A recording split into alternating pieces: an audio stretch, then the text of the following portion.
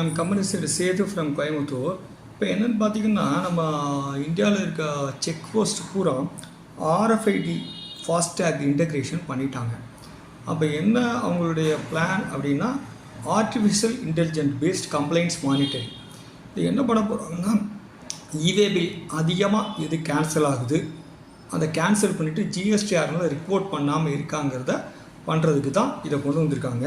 So இது என்ன சொல்லியிருக்காங்கன்னா சிபிஎஸ்சியில் அட்வைசரி சொல்லியிருக்காங்க, இந்த மாதிரி நாங்கள் பண்ண போகிறோம்.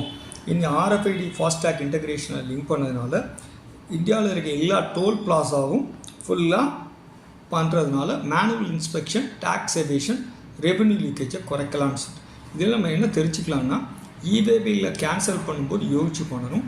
தப்பு பண்ணிவிட்டு இவேபியில் கேன்சல் பண்ணுறதை குறைச்சிக்கணும். இவேபில் போடும்போதே கரெக்டாக போட்டால் கேன்சலேஷன் அவாய்ட் பண்ணலாம். ப்ராக்டிக்கலாக தவறாக போட்டு கேன்சல் பண்ணும்போது ஆஃபீஸருக்கு டவுட் வந்து ஸ்க்ரூட்னி வர்றதுக்கு வாய்ப்பு இருக்குது. அதனால் இவேபில் போடும்போது ஜாக்கிரதையாக இருக்கிறது தெரிஞ்சுக்கலாம். இதை சம்மந்தமான வீடியோக்களை அடுத்தடுத்த காணொலியில் காணலாம். தேங்க்யூ.